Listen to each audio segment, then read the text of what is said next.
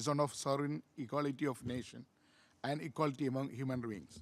Recent human history has seen systematic and sustained gross violation for the fundamental value leading to much human suffering through racism and racial discrimination, sometimes supported by dubious and motivated science. Slavery, colonialism, Nazism, and apartheid institutionalized the evil of subjugating entire people and nations. Mr. President, the United Nations that emerged in the wake of much destruction started directly addressing these evils. Within months of the UN Charter coming into force, India took the lead in 1946, is drawing the attention of the United Nations to this issue. India, along with the fellow developing countries, also argued strongly for an end to colonialism that was deeply intertwined and blatant racial discrimination. This was followed by sustained efforts at the United Nations to focus attention of apartheid racism, situation of racial discrimination in non-self-governing territories, and the subjugated population in the Americas. These collective efforts have led to far-reaching changes and transformation, including the end to apartheid and delegitimize any talk of racial supremacy. Modern genetic studies confirm the mixed deep ancestry of peoples based the migrations across the region.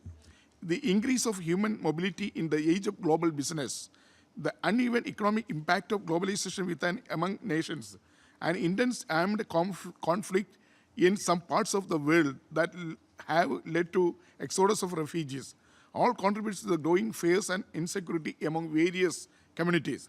Such fears translate into extreme intolerance and xenophobia, target against different ethnic communities.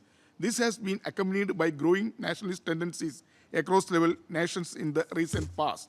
It is important to make all efforts to counter false propaganda that fuels racism and racial discrimination, spread instantaneously through misuse of power of social media. Mr. President, the Indian civilization has been a long-standing home to a mega diversity of ethnicities and races. India draws the strength from this diversity of ethnicities, religion, languages, and cultures. We are well aware of the abiding importance of equal treatment and non-discrimination among communities for lasting peace and prosperity of our young nation. Having been victims of racism and racial discrimination over the last few centuries of colonial domination, India people, their leaders, led non-violent struggle against their colonial masters. The Constitution of Independent India enshrines the people of equality and non-discrimination on the ground of race through several articles. Further strengthening of the Indian Penal Code and Code of Criminal Procedure are underway to address any crimes relating to the racial discrimination. Mr. President, self-determination is another long-standing issue on which the United Nations has played a very important role. Self-determination in this context refers to the rights of people that have been colonized to continue to be under foreign domination. It is clearly referred to the people, non-self-government colonies, to trust territories.